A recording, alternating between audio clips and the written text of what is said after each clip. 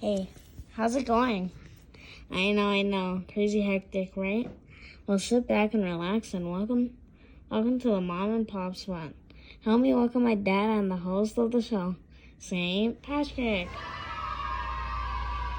Welcome to all my parents, my nanas, my tatas, the subscribers, supporters, and all my parents holding it together in this crazy world. We have a cool, feel good type of episode for you today. Today's guest, I'm excited to bring you a guy I watched his journey on 60 Days In. His journey was to experience what his son may have experienced within the walls of prison. A father move that I deeply respect and honor. So please show some love to Johnny Ramirez to the show. How are you doing today? Good. Thank you. I'm excited to have you today, so I appreciate you coming down. I'm glad to be here. Yeah. How many kids do you have today? I actually have 3 kids. Yeah. My son that's locked up in prison. Uh-huh. My stepson that I raised since he was 3 months, and he is now 27 or 28. Yeah. And my daughter, with me, my wife, she's 26. Nice. What's easier?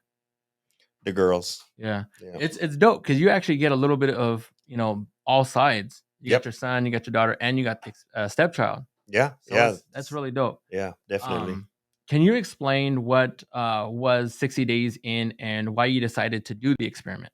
The show is they A&E puts about 7 individuals that never been to jail into a system where it needs fixing. It's a lot of corruption and stuff inside the system, and they want to put us under covers so we can find out why the system is failing. Yeah. And everybody usually has a purpose behind it. Yeah. And the purpose, at least my purpose, was my son is in prison for 12 years. Yeah. And so that's why I volunteered to go to jail. Yeah. Speaking of 60 Days In, I also wanted to, just to pay my respects and stuff like that because it's Nate's. Was it? I can't remember if it was his birthday or is his tribute. Yeah, it's his birthday yesterday. Yesterday was his birthday, and that was hard just to hear and stuff like that. Just as a viewer who's watched all the episodes and everything else. And Absolutely. he was a stand up person. It wasn't like a few of the other cast members. You're just like, man, because there was some that were on there. They were just annoying. Yeah. Nate did 2 seasons back to back, and he definitely is one to remember. But yeah, yesterday was his birthday, and then his passing was on Halloween. Yeah, so I do want to make sure that we give him his Thank you. respect and stuff like that. Thank you, appreciate it. Yeah. And I have to ask, how was the food? What did they give you the same food as the inmates, or did they, kind of spice it up a little bit? Oh no, like same food, same everything. I mean, the whole idea of the show also is just to get that whole experience of it. Right. So a lot of cats in there will teach you how to, like put chips into different things and put different flavor into different of the bland food. But it's just like your nana, your tata cooking something, or your tío comes over there and puts a little too much salt, or doesn't put no salt at all, and it's just bland. It's just really gross food. Yeah. And then before we get into the questions, I wanted to have some fun with a couple of funner questions. What's your addiction of choice? My addiction of choice? Yeah. As far as like alcohol. Yeah. It's, I guess in a sense, it's kind of like a trick question. What's your addiction of choice? Well, I bartended for a very long time, so I used to drink a lot, but I don't it changes, I think. It depends on where I'm at. I do enjoy drinking still, but my body doesn't. Yeah. And I do have to admit, or I do have to say that addiction can be really anything nowadays. Yeah. Right, absolutely. Yeah. So even as a bartender, I loved to drink, Yeah. but I didn't have to. Okay. Right. So it always has been a choice. I have never been like, oh my God, I just can't wait to have a drink. Like, right. But I like to do it because it's fun. It's social. Yeah. It's relaxing. Lately I've been doing microdoses.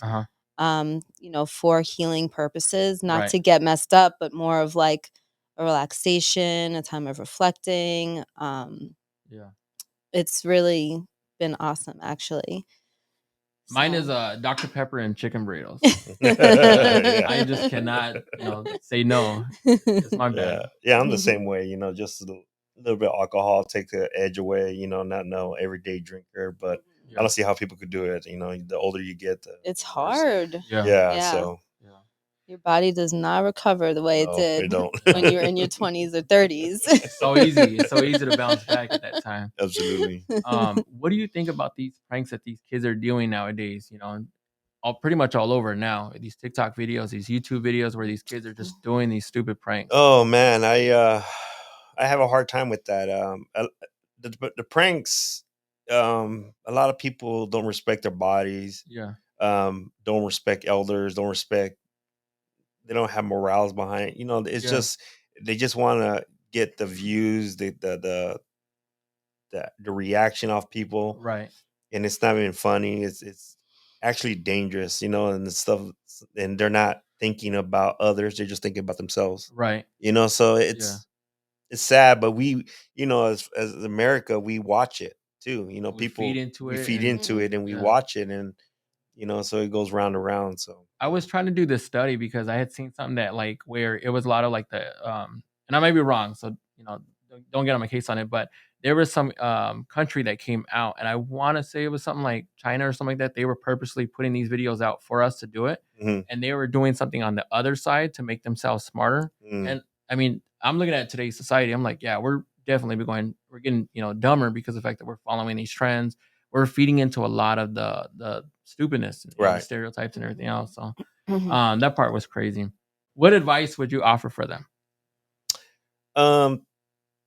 It's okay to you know, to do your pranks, as long as it doesn't harm anybody's feelings, anybody's just remember who you are. You know, don't change for the world. Just remember and stay true to who you are. Right. You know, because if you change for the world, then you get caught up in that, and it's not you all of a sudden. The world will take you and change you. Yeah. You know, so if you stay true to who you are, and that's why people like you, then you got to be who you are. It's just like your show. If the mom and pop spot takes off, and then all of a sudden you get grasped into something else that other radio stations are doing or other podcasters are doing, and then all of a sudden you lose your viewers because you're going a different way, right? You know, so that I think you just got to stay true to who you are, and people will keep tuning in. And I'm trying. It's just a matter of just trying to get people to say, "Hey, give me a chance. Let's have a dope conversation about parent life. That there's no rule book on it. Let's just conversate. Let's just help each other. You know, in the process of the community." I think too, we have to teach our children that just because it's a video doesn't mean it's real life. Right. And whatever you put out there on social media is there forever. Yeah. Somebody's always going to have a saved video. Whatever you put out there, that's it. Like there's no taking that back. Yeah. So if you're going to do something, be smart about it, you know, like, like he's saying, it's okay to like have pranks and, you know, make it fun. But if someone's getting hurt or they're being belittled, I mean, you have to understand if that video goes viral, that could really negatively affect the person that the prank was on, because maybe they can't handle the fact that now they're the butt of the joke and millions of people have seen this video. Right. So, you know, be responsible also with your actions and think about how that's going to affect the next person. So agree. I did want you to come on the show because of the fact that, like, you know, I was following you on 60 Days In. You were, you know, talking about your son and stuff like that. So with that, I also want to mention, you know, to point out that approximately 10,000 minors under the age of 18 are housed in jails and prisons intended for adult offenders and juveniles. They make up 12,000 of the 1.5 million people in prison and state and federal detention facilities. Minors are 5 times more likely to be sexually assaulted in adult detention facilities and are 36 times more likely to commit suicide if housed in an adult jail or prison. So before we go into your story and I'm able to ask you questions, I want to take a quick commercial break because Johnny, he wants to make sure that I'm checking on my Dallas Cowboys to see if we won, which I think we did, but we're going to take a quick commercial break and check. Yeah, I'll be right back.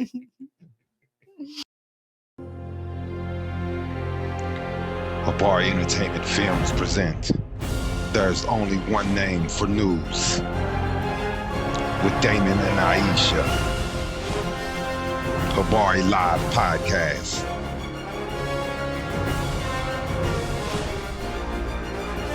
Habari Entertainment, a race against time. on a quest for glory.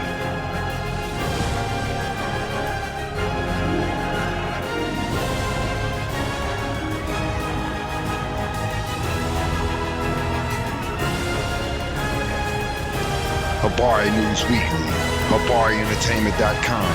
Catch us for more. Visit us, HabariEntertainment.com. And we're back. And he was right. Dallas Cowboys did win today. Granted, they beat the Lions, but that's neither here nor there. So going back, like I was mentioning earlier, I was watching your journey on the show, and you were one of the ones that I was actually engaged with. You didn't get caught in a lot of the bullshit and everything else. Right. Even the fact that you had, your co-castmate, it seemed like he was just kind of going crazy towards the end. Or with that being said, and with your son, do you see a new outlook for prison now? Now that I experienced the show, I mean, a lot of people would want to say it's rehearsed or fake or whatever. And man, it's could be the realest thing I've ever seen. It's like putting yourself back in 1993 when crack hit, Yeah, and going into the streets and they dropping you off at an older age back to your younger days, yeah, and just dropping you off right there and say, hey, here you go, survive. yeah, And you know your old ways, but you've done forgot those ways. right. You done grown up, you became a better man and stuff like that. So yeah, that was hard. That was difficult. And back then, you didn't care if you went to prison or jail. You just kind of had this ego on you and in the Mentality, I can do streets. it. Yeah. Yeah, Like a lot of us do when we're young and stuff. And but now that you're older, you don't want to do that. You want to change ways. And I've always thought like jail was like, okay, jail, that people belong in jail. That the older that I got, that's like, okay, people belong in jail. They need to go to jail, and that's it. uh-huh. And then now that I had the experience, it was a little different because I think they still need to go in jail if they did the crime. Right. But I think we need to help them out a lot more. Okay. To get them used to the new world that's coming out, because they're going to go in. My son's going to be in for 12 years. He gets out in 2 more years. So It's a different world. it's a different Yeah. world. You know how many iPhones Especially we've been right through? now. Yeah, we've been through so many iPhones, Androids, and all this other stuff.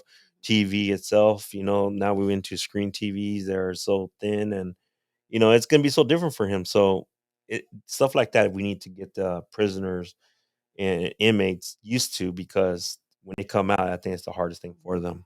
I was gonna say also, like, are they really being rehabilitated in there? Right. See, You that's what know, I'm saying. like when you go to prison, I think we forget as people that don't go to prison that it's supposed to be for Right. rehabilitation. Yeah, But it's it's not, not. right? You go in, Right. it's harsh. Yeah, You're learning things that you never knew before because now you're just around a bunch of other people that are in prison for different crimes than what you right. committed.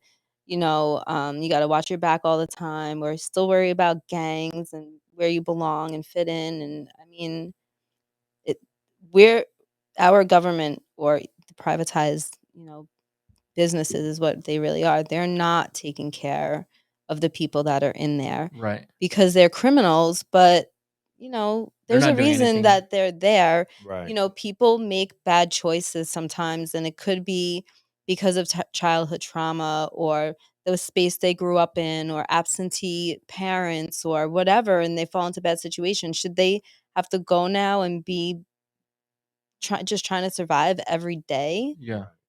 Like That's how they get it. it's terrible. Right. Yeah. As you're going in, are you giving the advice to your son, or is he giving advice to you? It's a good question. He actually gave me advice. I was kind of scared, I didn't know Yeah. what to expect. You hear it from all your homeboys growing up back in, 20 years ago. Yeah. But now I'm like, what is it? How is it going to be? So you kind of get scared. And when I talk to him, he it was funny because he tells me, Dad, just stay in your lane, mind your business and do your time. So it's funny because when he got sentenced, that's exactly what I told him. Yeah. So he almost gave me his advice back to me. And yeah, so we talked a little bit about it, and he says, "All right, let's do it." And I knew that he was by my side, in Yeah. spirit. So that's how it went. Having experienced that, how do you what advice do you give for parents to cope, with their kids in prison? Oh man, there's so much advice I would give. The first thing is regardless of what they've done, they're still your kids. Yeah. You got to love them still. You got to cherish them still. You got to Yeah. Support visit them, them. support them. You got to write them. For God's sake, write them. To get a letter from your loved one means that you're loved and you're missed. And when I saw that, when I received letters from my wife and my family members, um, it felt it felt so great. Just even smell the perfume on my wife's letter, Yeah. her smell. It just felt great knowing that I'll be home soon, and they're giving me good spirits. So just write them. If you can give just a little bit, you don't not don't spoil them with $50 to $100 on their books and stuff like that, but limit them. And because you got to survive. They're taken care of in there, Yeah. but just drop them a little money for their books, reading. So now they have the media where they can have tablets in there, so you can, drop $20 so they can watch a movie or two. Yeah. Just to let time go by, because again, prison's not doing anything, jail's not doing anything to help these guys. They just put them in there, and here you guys go, and amongst yourselves, you guys fight, do whatever you guys do. Just stay out of my way. Yeah. And I mean, they're using them for cheap labor too now. I Right. mean, Yeah, it's like, it's really cheap. I mean, Right. yeah. License plates and all that stuff. Yeah. And clothing. I mean, there are Clothing. all sorts of stuff, right? These big companies are basically getting free labor, Right. yeah. you know. Is when you're talking to your son and he's writing the letters and everything else, is he holding some information back from your wife that he would to you because of the fact that he doesn't want her to be as scared, or is he just not telling the both of you guys certain information because he just doesn't want to worry you guys? No, he understood that I came from the streets. He understood. We had a great relationship. My kids do Uh-huh. with me, knowing that that's who I am. Right. I've always told them what to watch for. Who your wolves in clothing, sheep clothing are in. Uh-huh. I always kind of watch that and stuff like that. So they knew that I can hold my own. Right. It's just the fact that it's been a long time since I held my own. Yeah. So my wife knew because she grew up in South Phoenix as well, and I grew up in South Phoenix. So Yeah. we kind of understood the ways of the street. So my wife kind of knew. So she was okay. She was just scared to the fact that I have mental issues. I'm depressed, Yeah. and I had needed to take my medication. Uh-huh. So that was just the only purpose that she was more afraid of anything, Yeah. was that. Okay. As a parent, is there anything you think you could have done different or maybe prevented your son from, going in? Absolutely not. No. Um, if that was the case, my other two kids would have been in prison. You know, Yeah. it's the choices that we make being young. Yeah. We all made choices being young, and we all done stuff stupid, and some did it right, some did it wrong, whatever it may be. Um, there's nothing more, I could have done, because if I really think and try to find out why, if, and buts and all that, it'll kill me and eat me up, and it has been. Yeah. It was for before I did the show. It was killing me for about 4 years before I did the show. He was already in jail for 4 years or so, something like that. Yeah. And I had so much of a guilt on me. It killed me. It literally killed me, because I felt like I failed as a dad. Yeah. I failed as a father, that I've always tried my hardest not for them to be in like I grew up. Yeah. And so when my son went to live with his mom, and my son's not with my wife's real mom. So I with my first girlfriend, he wanted to live with her, and he always lived with her. Yeah. He lived with me for a year or two, but he just didn't like dad's rules. Right. So dad was always kind of strict and stuff, and over there it was kind of more free. And not all free, but she had it on him too. But that world was a little different, Right. and West Phoenix was a little different, and he liked that lifestyle, and he was never in a gang. He was working, he did everything, but he just easy money, just Yeah. quick money, so I like how you said that because I know some parents will fall back and then be like, they'll try to carry that guilt. right. But I like the fact that you're able to, to be honest and say, like this is my situation. This is my story. Right.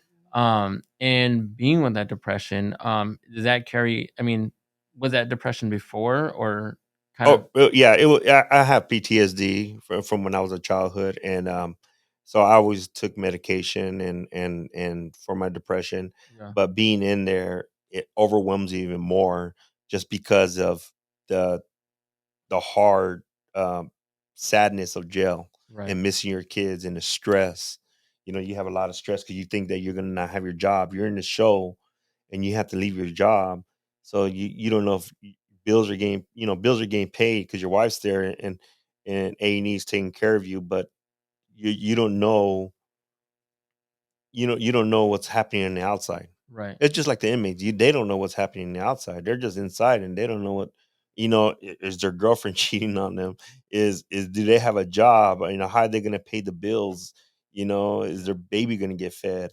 Stuff like that. It's real life stuff. It was a great experience, but it's a real life stuff. When you were in, were you able to connect to your one son or to your other kids?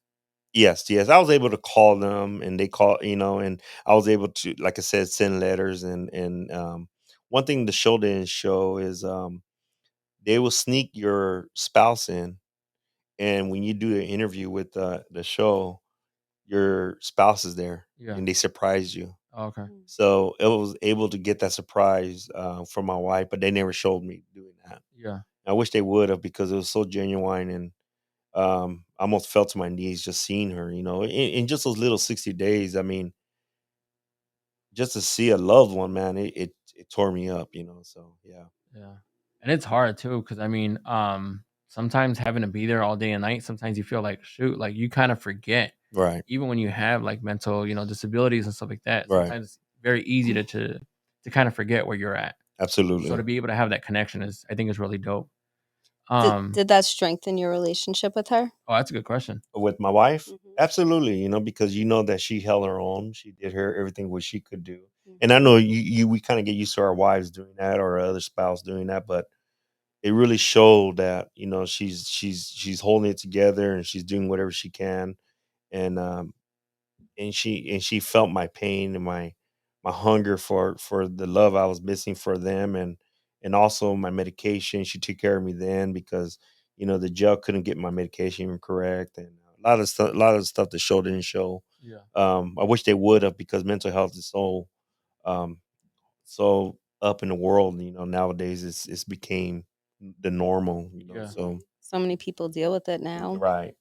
So That's why we're trying to always advocate it to make sure that we're taking care of ourselves. Because if we're not taking care of ourselves, right, no one else is. right. Mhm. What difficulties did you face with your son when he initially went in? Ooh, that's a good one. The questions again. What did I do wrong? I made it about me. What made where did I go wrong? Um, Missing him, touching him. At that point, you didn't know if he's going to get life. Right. For a first degree murder charge. Um, you a lot of thoughts in your mind. Did he? He ruined his life. You think of jail and prison, and a strike on you like that. You think, wow, my kid's ruined his life, um, and stuff like that. But you start coming out of the bad things and the bad thoughts, and you saying, now that our society has opened up a little bit more, at least to the Yeah. prisoners, to help them out, and we have more avenues and more things to help these guys out, resources that we can help them. So I try to look at the good part about it, Right. and at least that he wasn't dead. Uh-huh. It was his friend that passed away, so for his murder, but at least he was alive, and I'm able to see him the next day. Yeah. So you'll make a mistake, but death is the final cut. So Right. Is there one thing that you want your son to know? oh, I love him. I love him to death, and I'm proud of him for what he's done. He's been in there, going to be in there for 12 years soon, and not once he's gotten into trouble, drugs, fighting, nothing. taking my advice, and he's staying in his lane and doing his time and getting out, and taking barber school in there, and he's doing good, and I'm proud of him, and I know he's a good kid. So Mhm. And with the right support when he comes out, I mean, right, he really can turn his life around and have a whole second chance. There are Right. people that come out of these situations and make a huge difference in, you know, our society, society. right, Yeah. right. I Mhm. so agree. Yeah. Yeah. What trust issues did that cause with your other kids? Well, they were mad. They were mad that he did that. They were mad that he put so much stress on their dad Yeah. and on them too. And there were stepkids or half brothers and stuff, and step brothers and sisters, and they were already separated as it is, and so it just made it more distance, Yeah. and a lot of the pain and crying and everything that they put me and my wife through. They were angry and mad, and they didn't really feel as much as sympathy as Yeah. for him, because they're brothers and sisters. You dummy, what you do, so. But did that change the way that you were raising your other kids? Because now you're trying to pull them back so that way they're not necessarily doing the same thing that your one son did? No, no, because I had trust in all three of my kids from the get go. It's just that you can warn them as much as you can if you start seeing them going off track, Right. and if they don't want to change their ways or anything like that, then there's nothing you can do. So you warn them, you tell them, and they'll keep doing it, and they're gonna learn their own way. So I've always let free reign on my kids. I really Right. have, because at the age of 12, they know what's right and wrong, and you harp on them, and you let them know what's right from wrong, the consequences behind it, from the baby, since from them getting a little spanking till getting grounded and everything. They know the consequences of the right and wrong, Right. and that goes all the way up to adulthood. If we mess up at work, we know the consequences. Yeah. So it's right from wrong. Yeah. You know what I mean? So Yeah. Because your son was in, how do you deal with unwanted time or lost time? how do I do it one at a For the time yeah, when I like was in there? when he Or was in there, because the fact that we're looking at 12 years that he'll Mhm. be in the system. How do you get that time back? I I mean, have you thought about it? Yeah, and there's really not getting time back. It's the time I put into it now. Right. So, like writing him, go seeing him, emailing each other and stuff like that. You know what I mean? Yeah. It's the stuff that we were able to at least do um now, but there's nothing I can't do for the past. Yes. It's what it is, and only thing I can teach him is what we know now, and Right. where our society is what now. Because what am I going to try to do? Try to teach him how to drive, Yeah. or he went in at the age of 21, exactly at 21 years old. He went in. So his birthday was on December, and he went in January. So he got to experience 1 month, if even, of Mhm. being 21 years old. Yeah. So. Is he able to talk to a counselor about what he's been through? Is there any healing process there for him? Yeah. No, there's not. And that's what sucks about prison. And they don't have nothing for them. The only thing they do is church. We all know that Jesus Christ is our savior, and everybody finds Jesus in jail, and that's probably why they all find Jesus in jail, because what hope do you have in there? If people are not there to talk to you or understand you, they put you away, and that's it.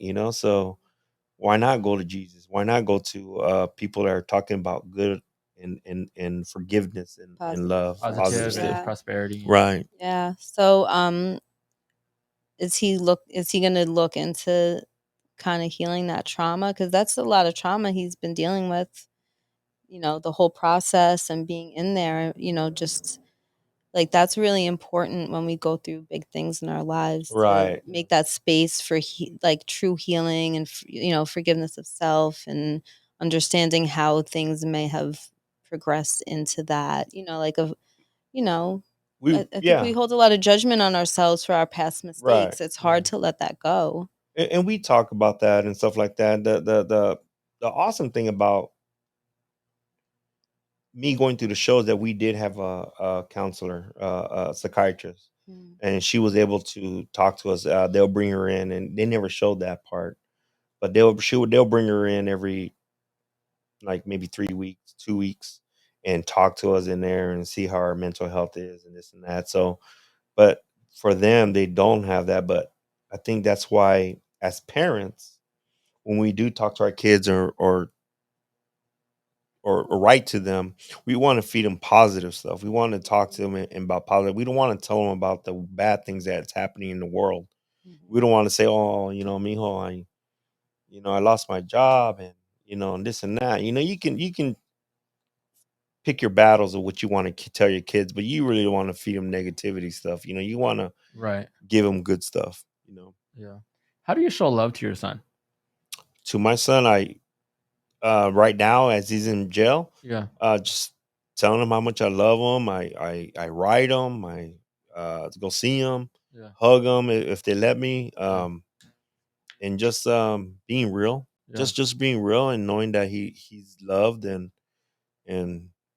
I mean I And I think love the fact that you say you tell him that you love him, and the fact that you give him hugs. right. I think it's important. I know I there's think it is important for a man to do that. yeah.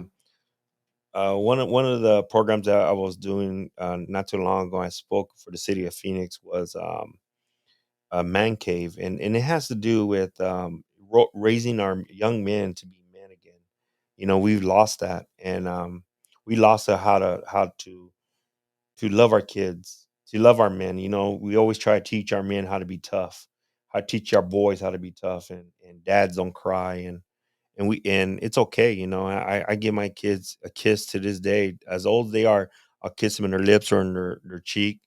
I tell them I love them every day, every single day, just because you don't know, and because you want to show them, not specifically. Oh, you don't know when the last time they're gonna walk out the door. No, you want because you want to tell them that they are loved and you guys are doing great, and I love you no matter what. If you're not doing great, I love you. Yeah. Yeah, You know what I mean? I think that's a real disservice that um happen to men, don't cry like a girl, or you're being a little p word, and Yeah. Yeah. and it's like men should be able to be in touch with their feelings and Right. not feel like they're less of a man Right. for having feelings. We're all human, right? We all Right. have feelings. So Yeah. that's huge. I love that that's happening more now too, like Yeah.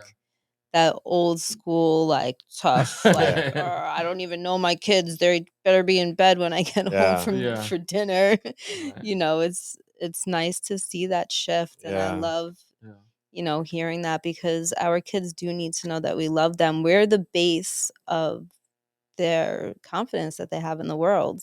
If they don't feel loved and protected by their parents, they're not gonna feel that way going through life. Yeah. So Yeah. that's Is that huge. how you show yours, or? I do. I tell my kids all the time. Like I do tell them like, hey, like I don't mind that you guys cry. Just have a reason to cry. Don't Right. whine because it doesn't fall. It'll fall like Yeah, Yeah. our there's a ears. But difference. yeah. Yeah. But I try to be as very affectionate with them so that way they know like, hey, like I'm your support system. Like Hmm. if you don't talk to me, you're gonna go out in the streets and you're gonna. My biggest fear is for them to do something that they can't have an answer for, Right. and I want to be able to protect them until I'm not here no more. And Exactly. that's Yeah. education, Yeah. educating them, talking to them Exactly. about life. You can't hide life from them, Yeah. right? If you're never honest with your kids and you lie to them and cover things up, and Right. who are they going to learn from then? They're Yeah. going to learn in the streets the wrong way. So it's Absolutely. really good to be honest with your kids, talk to them like they're people, because they Yeah. are. I never baby talk my kids. Yeah. I talk to them Yeah. just like little Yeah. men. Yeah. Mhm. And I tell them when So important. there's certain barriers that they'll get to. Sometimes I'll give them some information. I won't give them all the information because their brain is not equipped at that point. Yeah. They're only getting what they need to know Hmm. on a need to know basis on their age limit. Mhm. I'll give them as much information they need, but I won't go beyond that. But No, yeah, that's a good point. Like of course I'm older. I'm 49 years old, and uh-huh, I could be your future, dad, if you are, or I can actually be your future. And if I could tell you how to raise your kids or yes, sir. what pointers I can give to you, it is that. It is being true and real to them Yeah, at a certain age. When they're 10 years old, you don't want to tell them about your gang life. Yeah. No. But when you are at their age of 18 or 19, then maybe you do have a story or two to tell them, Yeah. or even about sex. But even when it comes to sex, you at a certain point, you still got to be true and honest with them, Right. and don't be afraid. Oh my God, my daughter, she's never gonna have sex. Well, yeah, Yeah. she is. She Yeah. will. Yeah. Yeah. Yeah, she Yeah. is gonna have sex, and it's good to come from a father to know that she's not disappointed, and sex is okay. It's not a bad thing, but It's not. But it, be safe. Be but be safe. Yeah. safe, because Right. in the Bible and God, and love and sex is, and everything comes as one. So but not only sex, but just everything, stealing or whatever it is. You gotta know. Hey, Dad, have you ever done drugs? Absolutely, I've done drugs, and they're bad, they're terrible. Yeah. And I'll tell you what I took. When you come a certain age, I'll tell you. And but be real and be honest. But you said you said it exactly perfect, though. When it comes to a certain age, you know then I'll tell them. Yeah. Then I'll dial into it. So, Yeah. as a parent, advice would you give as kids as punishment for petty crimes? Because it seems now like our government, we're just so quick to. It's crazy because, like, I guess where I was going with that is you can be a pedophile, Hmm. you'll get slapped on the wrist. You go to jail for a petty crime like drugs, and you're in there pretty much all your life. Right. Mhm. And so what petty crimes could I give them? I would give them I think we went away from the, what's it called, when they have to do service out in the Oh, streets, community Community community service. service, service. right? We've forgot about doing a lot of that. Yeah, Yeah, you won't get your driver's license unless you do so much hours of this and that. I think we have to do more of that instead of just throwing them in jail, yeah, because jail doesn't do them but make them meaner. yeah. So we got to do a lot more of that. A lot more of, hey, you got to go to these certain classes or school in order to get this off your record or whatever. So I think we need to start doing that as far as petty crimes. I would love to see, like, if we're doing, say they're drug crimes. I would love, as a punishment, they would do something that has to go line in line with that. So that Hmm. way they're seeing, okay, there's these drug dealers out there, they're passing drugs. So now they got to go help out at a morgue, or they got to go help out at a hospital. Right. So that way they see these bodies are coming in because they've overdosed. That way Right. they're able to experience It's what a good. bodies It's look a good like, thing. Yeah. firsthand. Mhm. And with that question is, what would you say is the best reform for kids that are in the system? Reading. I think is a big thing in there, and not breaking the law in there, and Yeah, and because you got to understand, if you're breaking the law in there, you're going to break the law out here. yeah, And the rules are rules, and law is happens hand to hand. It's if you keep on, gambling inside there just because you're bored, or right, if you're making deals, or you're doing this because of drug dealing, it's going to be happening out here. You got to stay away from all that in there, and just yeah.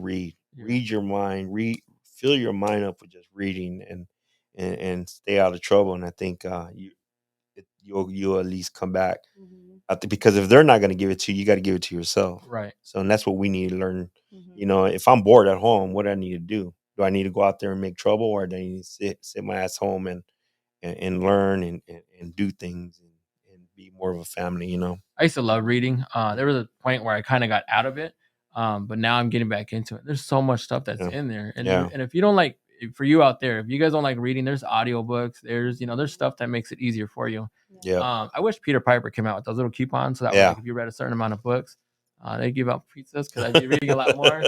They used to do that when I was in school for Yeah. Pizza Hut. Yeah, I used to get Yeah. them all the time. And then Mhm. one time I got, like, it was a stupid thing. I actually got, like, so competitive, and there was another girl that was reading as much as I was, and then we were competing. And I literally said I had read Moby Dick, and I didn't. So I turned that book in just to get the Right. book credit and stuff like that. And the teacher was like, she's like, "How was Moby Dick?" I'm like, "Yeah, he was cool. He was good." She asked me like a whale question, and I was like lying, like if I knew it, I didn't know anything about it.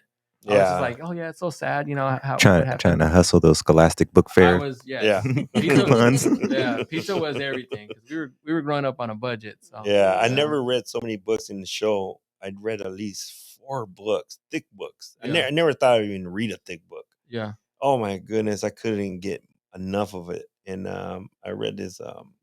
I've always read bio books, and I read finally read Malcolm X, and I've always heard of him, and and thought of him, and he Right. was a. But to read the book of his life, it just put a whole new perspective in your eyes of what people really go through. You hear it growing up, you hear it in history lessons and this, but if you actually sit down and read the book, I mean, amazing. So yeah. Is that your audiobooks or autobiographies or Bios, yeah. that's your specialty? Yeah, I really love reading about people and with their struggles and what they overcome and how smart they are. Just people, the way they think. Yeah. I got into Rich Your Dad, Poor Dad, 5 Second Rule, How to Make Your Bed. I've gotten into I guess in a sense more motivational. Yeah. But I do like those books as well. So Yeah. which one do you recommend? Uh I'm stuck on just there's a Martin Luther King one I read too, and I just can't remember who the artist is, but or the writer is, but Right. man, that's a good one too. There's so many out there, but yeah. Yeah. I've How's never your- been a reader. No? Yeah. No. I never been either Yeah. until the jail thing. So Yeah, Reading? I like to I have the Gaia app. Yeah. So if there's something that's of interest to me, like say sound healing or gut health or something, then I can just look in there, and then I hear these doctors and everybody talking about these kinds of things, and that's how I learn. I listen while I'm cooking or driving or something like that. But to sit down and read a book, typically when I sit down, I'm going to sleep because I'm on the go a lot. My first grade teacher wanted me to tell everybody reading is fundamental while we're on it. So yeah. something I remember back then. Luckily, it's not the only way to learn anymore. Yes, exactly. How's your relationship now with your son? We're good. We're good, and we've always been good, and it's even better just because you miss him more. Yeah. I don't know. We're always good. I mean, you have to almost deal with a lot of him than he has to deal with me. Yeah. Just because he's kind of locked up, he's stuck. He gets bored. You got to kind of he gets his way where he doesn't want to talk to nobody in the world. He's just depressed. So you have to be patient with him. Right. So if you have a loved one, out there and there you got to be more patient with them because yes, they have everything they need, but we have our freedom. Yeah. And that's one of the things I missed the most out of doing the show was my freedom. Yeah. I dealt with growing up poor, so I grew up with papas and rice and beans and tortillas, and that's it. But That's actually freedom, really good. Make you're me right, hungry. yeah. But the freedom was Yeah. the hardest thing ever because you couldn't just get up and make your coffee or get up and go, go walk outside. You just can't. You Yeah. wake up into this small little cell, and that's it. And you sit there and you have to wait until they let you out. And then even then, you just can't go nowhere. I mean, you literally take your freedom away, and that's got to be the most worst thing ever, worst feeling ever. Yeah. The food, the bed, and everything you can deal with. You can manage it, whatever. It's you're getting fed. You can deal. You have people to talk to at least this and that. But your freedom is man, it's a beautiful thing. Yeah. So we have to understand that. Something we take for granted all the time. One thing that I'm able to tell my kids all the time because they're big on electronics. I'm like, you guys can't take electronics in prison. Yeah. You'll be in there. You 24 hours, 24 hours. Yeah. In a hole sometimes if you guys aren't acting right. That's my fighting stance for them because prison's a scary place. So I can never imagine going in there. So the fact that there's no reform in there, Right. it's hard for them, and I wish we did more for the ones that are in there. Right. I'm a little biased because I wouldn't do that, towards sex crimes, people, petty, Right. people, pedophilia and stuff like that. But everybody else, like, it's hard because now they're trying to open up, a lot of the drug charges when we have dispensaries all out. They're trying Right. to, reverse And, that. So. and you got to think about it too, like with pedophilia, right? That's a sickness. Yes. That's in you. That's Right. not something that, Right. oh, let's sell drugs because I'm making money and then something stupid happens, Yeah. right? like that's a sickness that doesn't get cured. Right. And these people are in and out of jail if they even ever see jail. Yeah. And then they do it again and they do it again. And how is that fair? That doesn't make any sense to me. But then when people are hurting and in pain and making bad decisions, then they come out, right? They have a horrible 12 years in prison. Then they come out and then they have to deal with the way that they're looked at by society. It's hard to find jobs. You're always going to be a criminal, right? All of this stuff that they have to then work through, and their whole life gets turned upside down again. Yeah. And they had no reform, and then they have to learn how to be in society. Yeah. And a lot of times it's just easier to revert back to what you were doing before you went in and get in trouble again. Or some people don't even want to come out because they don't want to. Because it's a sickness, you know, and they have to deal with it. They have to deal with, you know, I'm sick. I do this to little girls, or I do this to little boys, or whatever, and nobody comes in this world, you know, thinking I want to rape people, I want to be a pedophile. They just don't. Or same thing. They don't come in this world, I want to be an alcoholic, or I want to be on drugs. It's a mental issue that happens within our lives, and something happened, and we don't treat it. And that's why, as far as, you know, I love the show, the Mom and Pop Show, because, you know, you talk about parenting. You know, as far as parenting, you got to know, and you got to stay up on your kids. That's why it's so important when you're at the table, at the kitchen table. You want to ask your kids questions, anything. I used to pass around a ketchup bottle, and whoever has a ketchup bottle is able to speak their problems, or cry, or whatever. So nobody else can interrupt, because you don't have the ketchup bottle. It's their time. If they want to cry and the other kids are getting mad and pissed off, or even the parent, you got to stick there and listen to them, because they have the ketchup bottle and they're going to listen, and they're able to speak to them. And at the table, you're able to share and talk to each other. No electronics on the table, and talk to them and say, what's going on? Ask them anything. As a father, as a mother, ask them anything. You know, so how's your day at school? Well, everybody kind of knows school sucks. Yeah. But, you know, but you want to know what your kids are saying. Yeah. You want to understand what they're saying. You want to know where their mind's at, Right. where their minds develop at.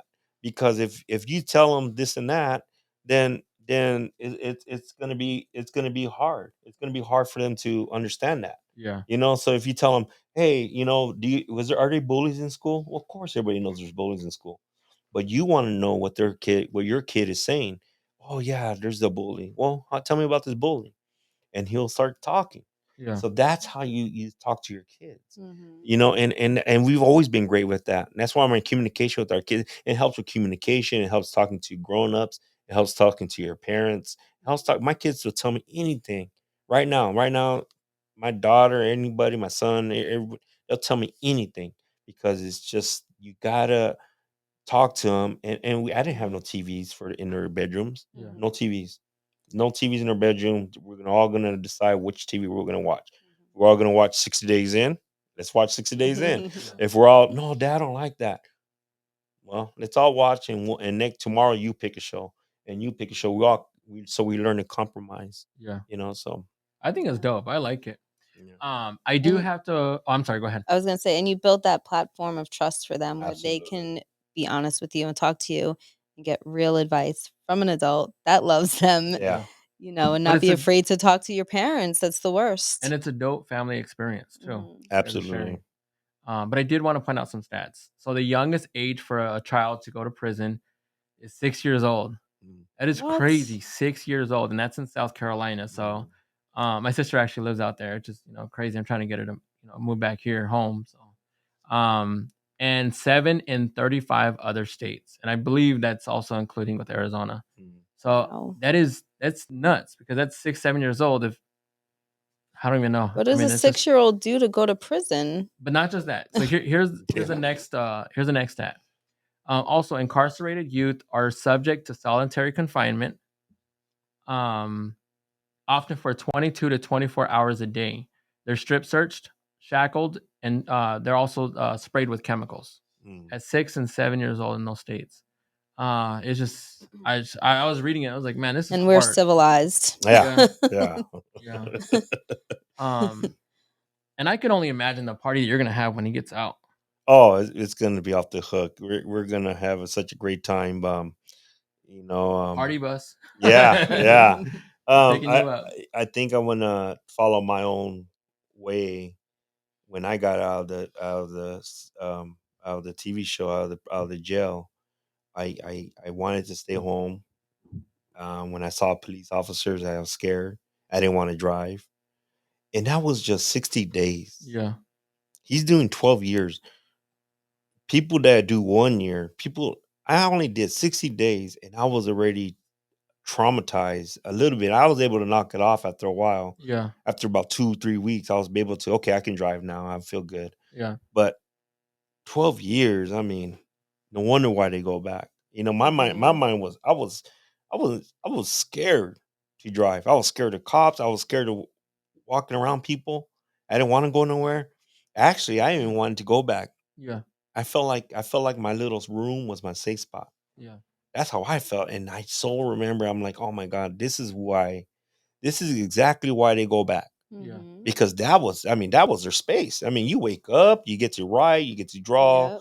Yep. I mean, this is your space. This is nobody else can get into your space but You them. don't have to make any decisions. Nothing. Yeah. You just get Nothing. up and you have the same routine every day. Every day. you know? And so we'll give him time before he wants to have a little party, but when we do, it's gonna be off the hook. Yeah. Oh, I was just talking about just the intermediate, Oh yeah. just your parents, Yeah. Oh, him, and it's it's a beautiful thing. it's gonna be a beautiful thing. It's I can't wait. With COVID, we weren't able to see him for 2 years, and that's hard. And but yeah, he's almost out. I mean, he's I think next December. Yeah. Yeah, so hopefully. In closing, before we do the next segment, if he comes across this video, what's one thing that you want him to know about you? To know about me, Yeah. Dad's been doing good. That what he's done doesn't strike anything bad for me. If anything, it teaches me a lesson how strong my love stays for you. Love him a lot. He's done what I asked. Stay in your lane and do your time and get out of there and continue with life. Know that I did everything for him. Yeah. And for all the kids. But the prison shows why the 60 days in I did for him. I did my job, and I wanted to walk your walk and understand how you felt, and I did. And now we're both past this, and now we can continue to see a bright future. Yeah. That's very impressive. I mean, that bond and that love is truly beautiful. So I appreciate it. Thank you. Nobody's gonna know. Oh. It is now time for the no, the O, and the laugh. It's where this and every show we give out a random hack, fun fact, and message or joke. Today's hack or tip is to make splinter removals less painful. Put a paste of baking soda and water on a splinter and leave for a few minutes. The baking soda will push the splinter out, saving your child an unnecessary painful splinter removal. And the joke, my wife says that my salads are dry. They are. No? Apparently that's what she says. I'm like, what? Like, that definitely needs addressing. Let's get now that You are a dad. Womp womp on the button. Yeah, that's what I'm looking for. So I just took a splinter out of Elijah's finger There we go. yesterday, Yeah. and I didn't know the baking soda trick. Yeah. Hey, you're That learning would have came in something. handy. You're gonna learn something from this show. Even my jokes. The message for today: you're human. Forgive yourself for the times you overreacted and the moments you needed a break from. Hold yourself with compassion and fuel change and motivate yourself. You got this. As we wrap up the show, I want to give a huge shout out to today's special guest, Johnny Ramirez. I appreciate it. Yeah. Thank you. As an elder, as another person in my view, I appreciate it. So Thank you. The tips that you shared with me today, I'm definitely going to incorporate it within my family and stuff like that. Where can people follow you at? They can follow me on Instagram, Johnny.Ramirez3. And then same thing with Facebook, and I'm on Twitter. You probably don't want to follow me on Twitter. I argue on there a lot. Everybody argues on Twitter. Twitter's bad for everybody. But those are the two platforms, and the funny thing is I follow back. I try to make people's day. I use my platform for that. I was stoked when you said you would come on. So yeah.